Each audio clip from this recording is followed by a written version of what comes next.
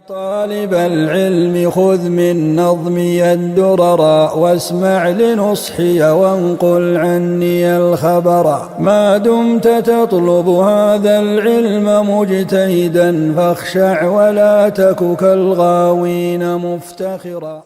بسم الله الرحمن الرحيم. الحمد لله والصلاة والسلام على رسول الله. Jemi tek libri I Ibn Qayyimit Zadul Ma'ad. Kemi arritur tek marrëdhëniet intime. Është dersi I tretë, dy llojet e dëmshme të marrëdhënieve intime. Ibn Qayyimi e cek thot marrëdhëniet e dëmshme intime seksuale janë dy llojesh. Janë dy llojesh që janë të dëmshme. Lloji I parë është që feja I ka shpallur si të tilla. Feja ka thonë që kjo është e keqe. Dhe lloji I dytë është që bien kundërshtim me natyrën njerëzore. Domethënë vetë karakteri njerëzor, karakteri I njeriut nuk e bën atë marrëdhënie. E para është dispozitë fetare, e dyta karakteri njerëzor apo natyror, kundërshtim me natyrën. Marrëdhëniet intime të ndaluara nga feja janë të niveleve të ndryshme. Disa janë më të dëmshme se të tjerat. Kështu, marrëdhëniet e ndaluara përkohësisht janë më pak të rrezikshme, përkohësisht, jo të përhershëm. Ka diçka që është përkohësisht, që jo nuk është tërë jetën e ndaluar. Janë më pak të rrezikshme se ato të ndaluara tërësisht. Për shembull, marrëdhënia intime është e ndaluar gjatë agjërimit. Apo, kur ja agjërushëm, momentin nëse ti bën marrëdhënie intime të prishet agjërimi. Edhe duhet më agjëru 60 ditë, apo 60 varfër me I ushqy. Pastaj thot gjatë ihramit kur e ki, do thot kur je numre apo në haxh, kur e ki të veshur ihramin, është ndaluar me pas marrëdhënie me gruan. Apo, pastaj itikafit, kur je në itikaf, 10 netëshën, 10 ditëshën e fundit, nëse je në itikaf, është ndaluar me pas marrëdhënie. Menstruacioneve është ndaluar. Bile vllazni. Nëse se na gjithë jemi të martuar, shumica jemi të martuar. Ata të cilët janë të martuar dhe ndonjëherë kanë pasur marrëdhënie intime me gratë e veta, me gruan e vet, se gratë s'kemi 2-3 gra nuk I kemi, se cili ka një I kemi. Më thonë, nëse kanë pasur marrëdhënie gjatë ciklit menstrual, duhet shpenzim.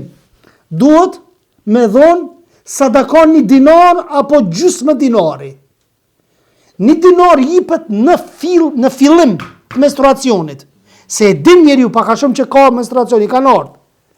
Ndërsa ka fundi, nëse është në dyshim, ka menstruacione, s'ka menstruacione. Bën marrëdhënie intime, pas një kohë prapë I vjen menstruacionet, ky e ka obligim, gjys dinari me dhonë sadaka. Mju fshi gjynoi që ka bë marrëdhënie intime, duke qenë me menstruacione gruaja. Andaj kujdes, duhet me shly kët gjyna. Nuk e di unë sa është 1 dinar. Kjo është shtrajç tash. Ndokut 400, 500, 600 sa euro.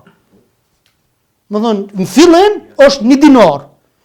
Në fund është gjys dinari. Andaj çështja nuk është hajgare. Nuk është hajgare me bë marrëdhënie intime me duke pas gruaja menstruacione.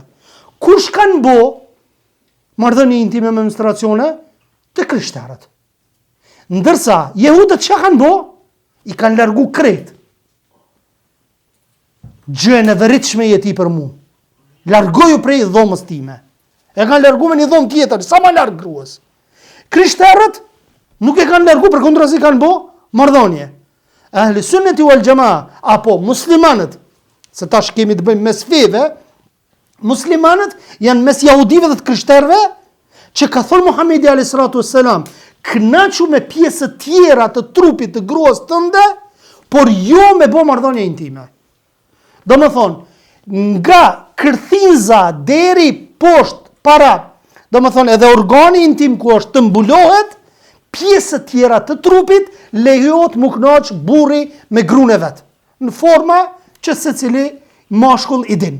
Në forma të ndryshme, se normalisht ka nevojë njeriu, dikush ka menstruacione 3-4 ditë, nuk është problem. Dikush I ka 10 ditë, dikush I ka 12 ditë.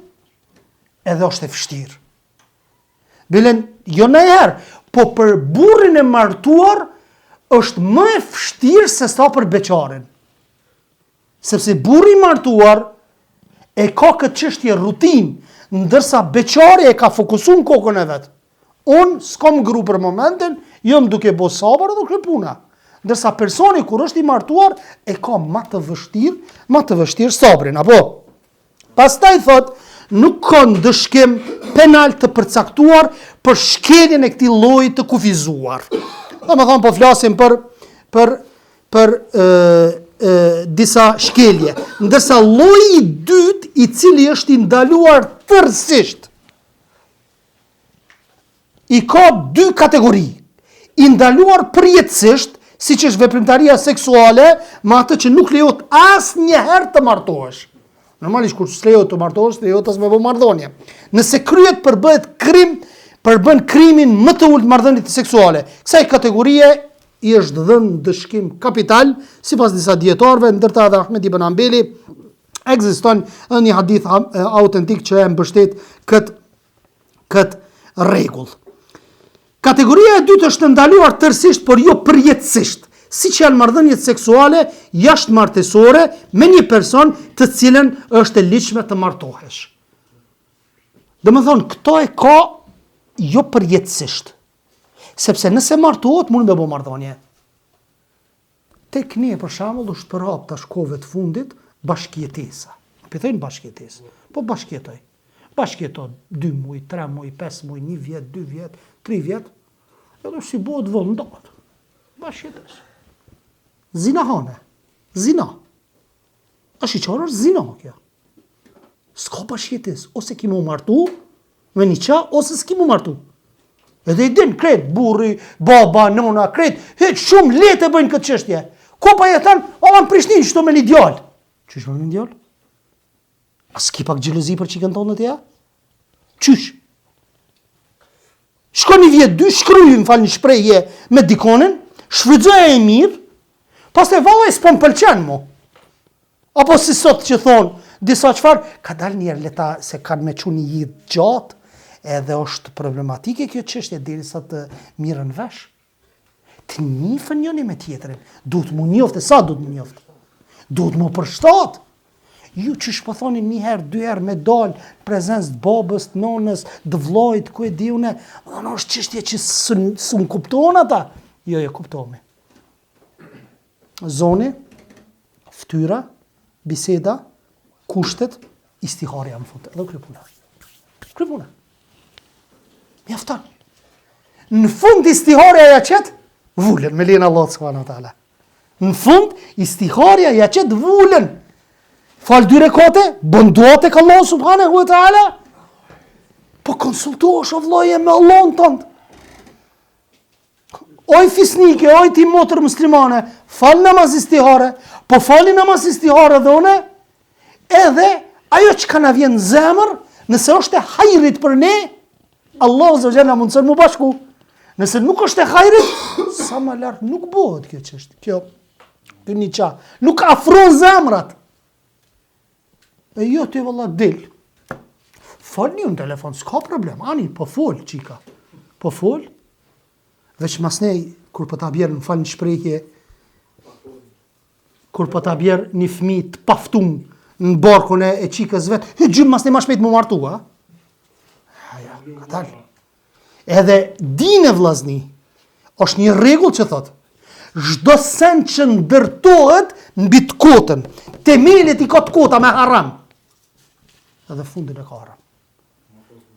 S'ka me pas bereqet, s'shon Allah bereqet o vlla. Se po fillon me haram, me gjuna po fillon. Kur ti fillon me gjuna, e hidhron Allahun azza wa jall, hiqet ndihma Allahut. Kur hiqet ndihma Allahut, atë s'ki bereqet. Edhe në pasuni, edhe në martes, edhe në familje, edhe në karaballëk, nuk i bereqet o vlla, nuk i, po ku po dalin problemet. Para meno, gjitha gjunohet i bëjnë, apo çiftet, gjitha gjunohet e mundshme i bëjnë, edhe në fund kriz, belaja e madhe, hoxhbe çysho që kjo mesele, apo ja, po s'pyt tash hiç. Hiç më s'pyt. Si njoni kritik ish bo ato shkeljet në haxh atje, gjithë ato pare i ka dhonë, Këtë shkeljet i ka bo dhe në fund për pyt hoxhën, çka du të me bo që e këmë bone që to? Qysh veti që to? Qysh për bën ti pa pyt? Hoxha Allah që aty i kje, s'po pysish. Hajde umra është ma lidh. Ama ti në haq, një udhim jetësor, o hapin e por, një hap që e bën ti pyt hoxhën aty. Se po të hubë vla.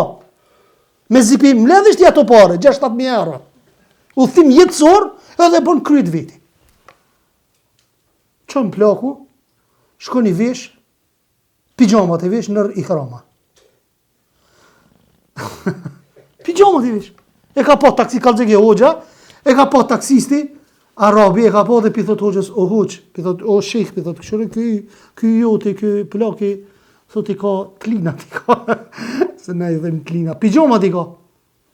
O haxhi, a me klina ja, me pijama, du të mi hek o haxhi. Se hek i kur, unë e nushtri si kom hek. Në shako që si ke nushtri.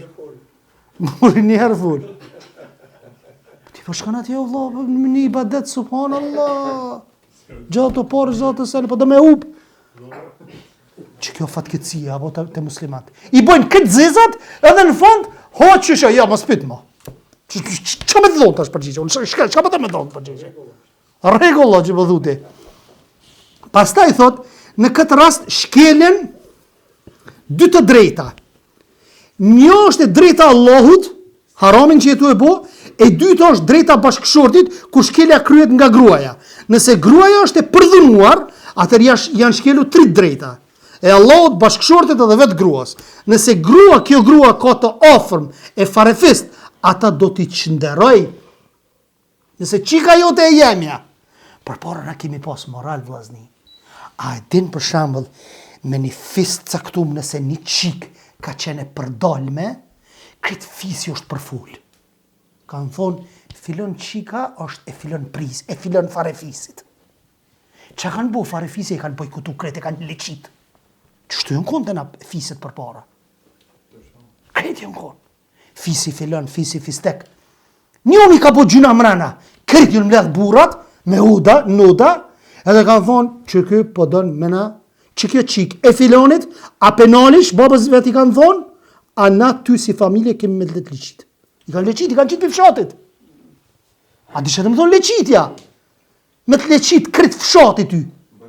Bojkotim. Kjo është bojkotim disiplinimi. Edhe kjo ka pas, hajrë ka pas, edhe kështu është të rujtë shëqëria pastaj. O shujt, po shtash më kërkush si interesant. Pastaj thot, ata do t'i qënderoj ky përdhunim. Prandaj, kështu është shkelur edhe një drejtë e 4 e keqja e kësaj vepre varet nga shkalla drejtave që ajo dhuron. Është një lloj veprimtarie seksuale që ndonse e ligjshme është përsëri e dëmshme për shëndetin. Për shembull, marrëdhëniet seksuale të tepruara. Nëse bëhen marrëdhëniet intime të tepruara shumë shpesh herë, atëherë dhe këto janë të dëmshme. Edhe këto janë të dëmshme. Thot çka të bjerin fuqit dhe t'i dopsojnë nervat. Ato mund të shkaktojnë edhe dridhje të forta. Ato mund të dopsojnë shikimin dhe veprimtari tjera trupit, ulin nxehtësinë, i zmadhojnë enët dhe kanalet e ndryshme të organizmit. Pse? Jemi të inqizuave. Do më thonë çka? Sepse, në momentin kur ti don me bo marrëdhënie intime, sistemi nervor i jep urdhër sikur gjakut që sa më shumë me shku tek organi, gjaku, apo do më thonë ajo shtypja, për me bo marrëdhënie. Edhe normalisht tu kemi zgjerim të enëve të gjakut. Po flasim sipas i Ibn-Qayyimit, apo në kohën e tij. Qysh ai ka thonë. Pastaj thot, koha më e mirë për të kryer marrëdhënie intime është atëherë pasi ushqimit të jetë tretur në stomak. Do më thonë, ti ke hongër ushqim tani, edhe me njerë me bo marrëdhënie intime nuk është e shëndetshme. Duhet me hongër ushqim, darkën me hongër, apo edhe me kalu një periudhë 3 orëshe, po e zova, apo 3-4 orëshe, por jo dhe stomaku me qenë bosh. As mos me qenë krejt bosh, po as mos me qenë pasi që ke ngrën ushqim, pa u tretur. Ushqimi nuk është i shëndetshëm tani për organizmin. Pastaj thot, nuk duhet bërë marrëdhënie kur stomaku është plot, sepse kjo mënyrë krijon bllokime në trup. Marrëdhëniet nuk duhet bërë as kur je tepër i lodhur. As pasi ke bërë banje për një herë. Mas banjes për një herë me bo. Thot pasi ke vjell, apo pasi kur je nervoz, i trishtuar, i stresuar, i brengosur, në ekstaz lumturie për një herë. Jo, qetësoju një herë. Qetësoju një herë, pastaj bëje marrëdhënien. Çasti më i volitshëm është pasi ka rënë nata në mbrëmje. Çasti më i volitshëm. Sidomos kur ushqimi është i tretur, pas marrëdhënieve njeriu duhet të bëj një banje të trupit ose të marrë abdes dhe të flej gjumë. I kemi trajtuar na që lejohet pas marrëdhënieve me flejt pa marr gusëll, e lën vetëm organin, merr abdes dhe flen, apo pastaj ku çosh mëngjes merr gusëll. Ka raste, po më mirë është mulo pas marrëdhënies për një herë dhe me laj po dhe me qenë domethënë duke qenë me gusëll, me flejt, ose edhe mos me prekhiq ujin, hiç fare. As abdes, as mos me lë organin, as gusëll, as gjë, mas marrëdhënie për një herë me flejt. Edhe kështu e ka praktikuar Muhamedi alayhis salam. Mëngjes është çu dhe është la, apo pastaj thot nuk është e këshillueshme që të kryesh veprimtari fizike pas marrëdhënieve intime, sepse ka tepër pasojë të dëmshme. Domethënë kryen marrëdhënie intime për një herë me shku me kryen një punë trond. Nuk është mirë, sepse ka pasojë të dëmshme. Udhëzimi i pejgamberit alayhis salam për trajtimin e pasionit, epshit. Pasion është epshi. Pasioni është një smundje që e godet zemrën, vllazni. Epshi e godet zemrën, jo zemrën si organ, po zemrën kështu në aspektin shpirtëror.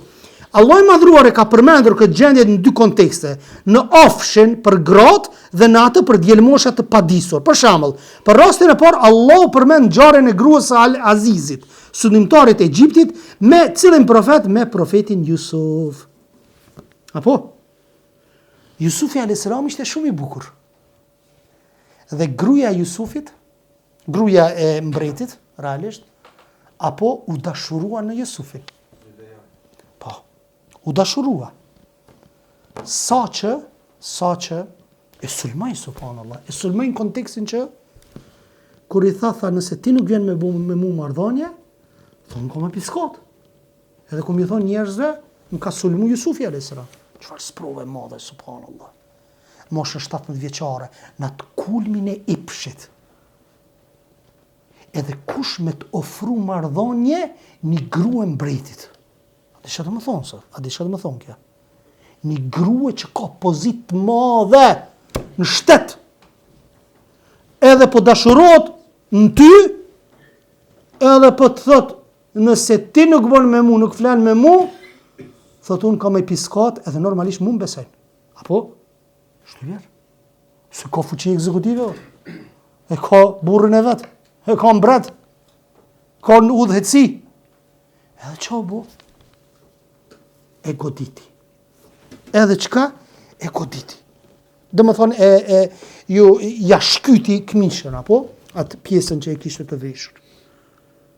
Edhe tash, rënë dilem, edhe, qka i tha? A i cili dhe i keme gjyku, i tha, duhet shikohet nga cilla anë ju ka shky tesha, roba. Nëse ju ka shky nga ana e përparme, i bie që ky e ka sulmu gruan. Ka dosht me dhunu. Se që shtu për hap lojmi, kishe Jusufi alayhis salam, ka dosht me po marrëdhënie intime, dhe kjo s'ka dosht, s'ka pranu. Nëse thot, nga shpina nëse është e shkyer, tesha, roba Jusufit alayhis salam, i bie që ky ka ik dhe mbrapa e ka tërhek gruaja e mbretit. Realisht, roba ka qenë nga mbrapa. Ky ka ik edhe shpëton Jusufi alayhis salam. Kur është njëri i mençëm. Po, edhe ajo po se po. Më thonë, kur është çka? Kur është gjykatës i mençëm.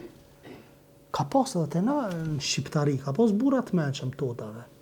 Kanë ditë me fol mënyrë indirekte, apo me thonë fjalë të ndryshme. Që në ato momente nuk e ki kuptu, kur ke shku në shtëpi ka rrosh zhetoni, thotë pas ka pas për mu kë. Më ka gjujt mu. Më me një aspekt kjo unë them është e mirë që mos me marru para tjerëve me emën, po me fol në aspektin e përgjithshëm. Ai që e ka mizën në kapuç me kuptu. Apo në herë është e mirë, po te na pak është tepru. Se shumë kanë gjujt kungja me thuma, shumë jenë thumu njerëzit në për ota. Ta të rritë që tash na të rritë, edhe unë që aty përfshina, se s'është që jem konë për oda, që i kom një shumë këto gjëra. Ndërsa për rastin e dytë, a i tregon ndodhin me popullin e Lutit a.s. Ja çfarë thot Allah për ata, kur engjëjt shkuan për vizitë e profeti Lut. Kohën e Lutit a.s. ka qenë i përhapur homoseksualizmi, vllazni. Dhe më thonë, këto LGBTQ plus, mos po dihet plus, plot aty. Para më no, LGBTQ plus, pse e kanë bu plus? A dini pse e kanë bu plus? Dhe me kalo ko. S'nalen. Nuk nalen. Bile njone e pa qitë një video, tha përpara, për shembull kur ke dasht me shtyp të azë me mbush një formular, ke pas emnin, mbi emnin, gjinia, 2 ke pas, male, female, e tash peshtyp, si peshtyp aty të gjinia, veç po dalin, plot dhe copa. Para më no. Më thonë, çmenduri. Thot, banorët e qytetit, suratul Hijr, ajeti 72, banorët e qytetit erdhin tek ai gjithë gëzim. Luti ju tha, këta janë mysafirët e mi, prandaj mos më turproni, tha popullit vet. Kini frikë Allahun e mos më poshtroni. Ata than, a nuk ta kemi ndaluar ne që të presësh mysafir? A i tha, ja vajzat e mia, nëse të bëni, nëse dëshironi me bo diçka, synoni martohuni me to, thot. Betohen për jetën tënde, o Muhammed, se ata ishin vërtet të përhumbur në dekjen e tyre. Allah i sprovoi me melajke, subhanallah, ndërsa ata do ishin me bo marrëdhënie apo homoseksualizëm me ta. I sprovoi me melajke. Ekziston një pretendim i gabuar që e ka zanafillën tek ata që nuk tregojnë respektin dhe vlerësimin e duhur për pejgamberin alayhi salam, se kur e pa një herë Zeynep bintu Xheshin, tha i lartësuar qoftë ai i cili ndryshon zemrat ashtu siç dëshiron ai. Me çet fjalë, Muhamedi alayhi salam që e ka përdorur ndaj Zeynepit, Zeynepi ka qenë gruaja e Zeidit. Zeidi ka qenë fëmijë i adoptuar. Edhe thënë që edhe pejgamberi alayhi salam ka pas pasion. Ka pas epsh dhe me ko e dione, dhe më thonë, që çfarë fjale ka thonë dhe me. Pastaj thot, kështu ata mëtojnë se pejgamberi sasab u prek nga pasioni kur e pa gruan e Zeidit. Që subhanallah, çfarë fjale trondë.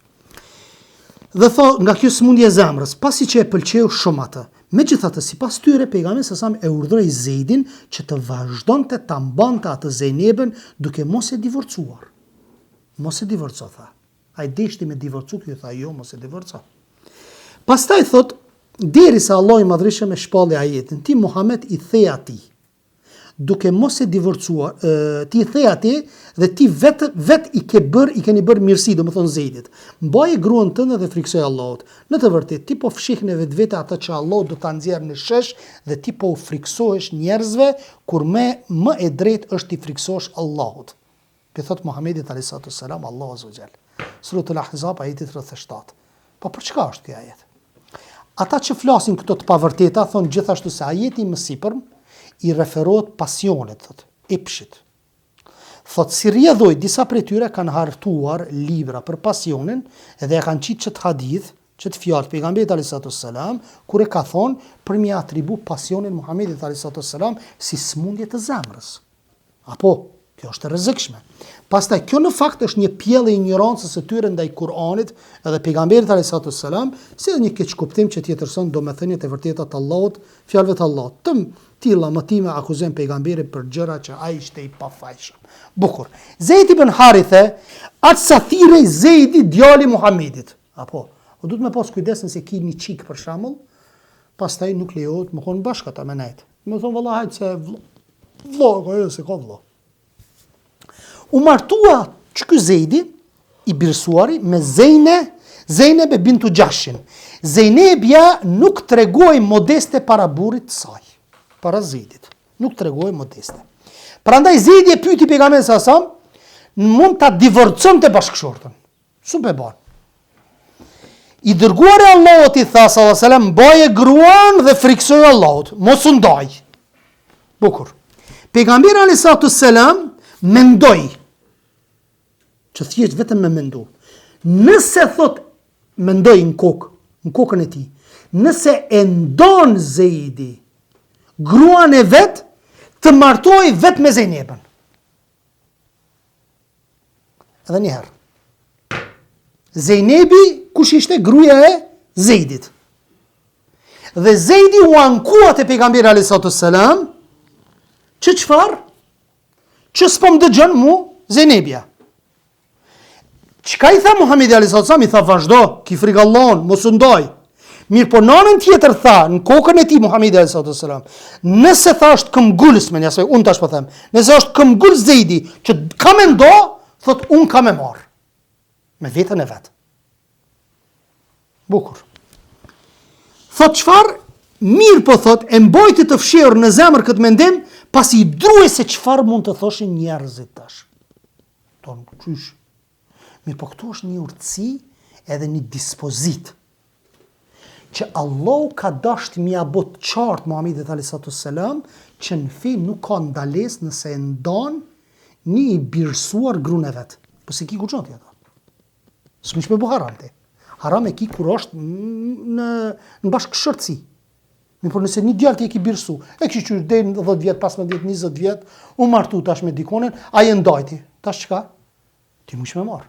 Nuk ka ndalesë. Deshti mi kallëzu Allah subhanahu wa taala dispozitën. Po është diçka tjetër të na që nuk bëhet kjo, apo ku e dione, po haram mos thuj. Tek ne për shembull, çikaxhës, çikatezës, çikadoj, sa martohen, nuk martohen. A ka ne hoshtë na që e ka martu çikanaxhës, çikatezës? Çfarë bësh atëra të madhe? Pse pe godasish? Pse pe godasish xhallart? Cili hoshtë na ka martu çikanaxhës, çikatezës? S'është tradit tek ne u krypura. Se marrim na. Nuk e martojmë. Ama mos hin kompetencë të Allahut azza wa jall. Që tu ki kujdes. Sepse kjo çështje pastaj ty të nxjerr nga feja islame. Çështja nuk është e lehtë. Apo. Pastaj tho, kjo që arsye përsa Allah shpreh për krahun e tij për mendimin e pejgamberit alayhis salam dhe përsa ai urdhëroi që të mos u druaj fjalëve të njerëzve. Po ashtu përveç kësaj thot Allah njoftoi pejgamberin alayhis salam se ai kishte dhënë Zejnebën për grua pasi Zeidi kishte dëvërcuar atë dhe në këtë mënyrë pejgamberi salam po bëi shembull për ummetin e tij, i cili po mësonte kështu se është e lejuar martesa me ish gruan e djalit të birësuar. Duhet thënë se pejgamberi alayhis salam i donte gratë e tij, mirë por mënyrë më specifike e donte më shumë Aisha radhiyallahu anha, e cila ishte më e shtrejta për to, sidoqë të ishte dashuria e tij për ato nuk arrinte nivelin e dashurisë kulmore, dhe dashuria kulmore është për Allahun subhanahu wa taala. Fatkeqësia më e madhe është vllazni. Te gratë tona që më shumë e lidhin zemrën me burrin se sa me Allahun azza wa jall. Pse po them këto? Nëse një mashkull martohet me dytën, ajo s'mund me bëjt. Qëtu është mesela që ti e ki lidh zemrën më shumë me është e rëndë që po thëmë si fjale, po, mirë po, këtu vërtetot që ti e ki lidh më shumë zemrën me burën sa me Allahun azza wa jall. Momentin ti kur ta merr dytën, ja, me mu më sasi. Çka? Po Allah e ka leju. Allah e ka leju. Ti ja pe urrejna, jo po unë s'pe urrej, po s'po muj. Jo, me urrej ti Allah i na rujt. Ti pe urrej një dispozitiv fetare pastaj. Më thonë çështja nuk është e lehtë, apo. Pastaj thot pejgamberi sa një herë ka thënë nëse do të kisha një mik të ngushtë nga njerëzit e kësaj bote, ai do të ishte Abu Bekri. Në hadith tjetër ka shtuar, por shoku juaj, domethënë vetë Muhamedi sa është miku i ngushtë i mëshiruesit. Nëse zemra është mbushur plot me dashurinë për Allahun dhe pa durimin për të takuar atë, kjo ndjenjë e zgjasën smunjen e dashurisë dhe të pasionit për imazhet. Allahu thot për profetin Yusuf: kështu e larguam nga e keqja dhe vepra shëmtuar, marrëdhëniet seksuale jashtëligjshme, sepse ai në të vërtetë ishte nga robërit tanë të sinqert. Sot Yusuf ajeti 24, kjo ajet tregon se sinqeriteti është një shkak dhe ilaç që e shëron pasionin, epshin apo dhe thot i cili mund të shtyej drejt gjunahut dhe kurvërisë, e cila është shfaqja kulmore e pasionit Disa nga njerëzit tanë kanë përshkruar pasioni si një gjendje e zemrës që është e zbrazët nga gjithçka. Zemra është e zbrazët nga gjithçka. Allahu thot ndërkohë zemra nëse mësohet u zbraz nga gjithçka, ajo përpak sa nuk e zbuloi çështjen e tij. Ajeti tregon se zemra nëse mësohet u zbraz nga çdo merak tjetër përveç atij për mësojnë për shkak të dashurisë të madhe që kishte për të. Po ashtu pasioni i ka dy aspekte. Tërheqje ndaj objektit të caktuar, pasioni i ka dy sene. Në një të tërhek një objekt i caktuar. Dhe dëshirën për ta zotruar atë objekt. Sheni kërë të mirë, ki qef me posti për vite, apo? Thot, nëse nuk ekziston njëri nga këto dy aspekte, atë nuk ekziston as pasioni. Nëse si ka qëto të dyat, nuk ekziston as pasioni. Ne themi përsa i përket krijimit, urtësia e Allahut ka përcaktuar që mes njerëzve të gjërave të ketë ngjajshmëri, edhe që njerëzit e gjërat në përgjithësi thot të priren drejt ngjajshmërive të tyre dhe të largon prej të ndryshmeve me ta. A ki ngjajshmëri ti me gruan si krijes? Po. Ai njeri ti njeri. Dhe për atë arsye njeriu është i prirur në gjërat e ngjashme të ketë dashuri dhe jo të ndryshme. Ti nuk mund të kesh dashuri, po themi dashuri intime me një kafsh. Po, ajo që ka me kafsh smundje, po. Ata kanë smundje. Smundje mentale, që kanë dashuri me bo marrëdhënie me kafsh. Pastaj thot, është ai Allahu, thot Allahu Azza që ju krijoi ju nga një person i vetëm, dhe prej këtij personi krijoi gruan e tij, Hawan, me qëllim që të mund ta shionte jetesën bashkë me të. E krijoi Ademin alayhis salam nga brinja, pastaj çka? E krijoi edhe Hawan. Apo. Pastaj thot, ky është shkaku pse Allah e ka bërë burrin të ndihet gjithmonë i tërhequr dhe i dashuruar pas gruas vet. Tër jetën jeton me të njëjtën gru edhe e don. E don tër jetën. Apo, në momentin kur se don, ai nuk jeton më me atë grut vet. Se i bëhet fytyrë sun e ban. Edhe normalisht nuk mundesh me qumë një jetë me një gru apo me një burr që ti nuk e don fare më. Edhe ndahesh, vjen deri tek ndarja. Arsyeja tërheqjes mes burrave dhe grave nuk është vetëm bukuria pamjes së jashtme, por ngjashmëria në sjelljen, prirjen, shprehi e kështu me radhë. Sahih shënohet se pejgamberi sa ka thënë, shpirtrat janë sikur ushtarët e rekrutum, e njohin njëri tjetrin vllazni. Thot, ata të cilët e njohin njëri tjetrin bëhen miq të ngushtë. Thot, ndërsa ata që nuk njihen largohen njëri mbi tjetrit. A keni vret për shembull, mesën e vllaznive ki. Dikush njëri me filonin, i shkon muhabeti, me tjetrin veç e ka zyrtarisht, dhe selam kelam. Ama secili prej nesh e ka një vëlla pak më shumë që i ka muhabetet edhe don më shumë. Po është çështje zemre. Në pamjen e jashtme s'duhet kjo mu duk shumë, se krijon fitnë pastaj, apo? Ama dikonin ti e dush një vëlla, dy vëlla, tri vllazni, i dush pak më shumë. Të pëlqen sjellja e atij që e ki sjelljen e njëjtë, karakterin e njëjtë. Edhe për atë arsye, jo rastësisht të Muhamedi s.a.s. që shpirtrat janë sikur ushtarët e rekrutum. Imam Ahmedi Musnedin e tij sjell ngjarjen që shpjegon këtë hadith. Ishte një grua në Mekë, thotë. Ka qenë një grua në Mekë, e cila i bënte shpesh njerëzit për të qeshur. Ishte tip gazmore. Ka njerëz, edhe mashkuj, edhe femna. Thotë dhe e cila kur shkoi në Medinë gjeti strehim pikrisht të një grua që dhe ajo i bënte për të qeshur njerëzit në Medinë. Edhe karakteri njëjtë i bëri që mu konë bashk. Karakteri njëjtë i bëri që mu konë bashk. Për këtë pejgamberi sa tha, shpirtrat janë tha sikur ushtarët e rekrutum. Dhe thot, me urtësinë dhe drejtsinë e Allahut, krijimi dhe urdhat e tij janë ndërtuar duke njësuar gjërat e ngjashme.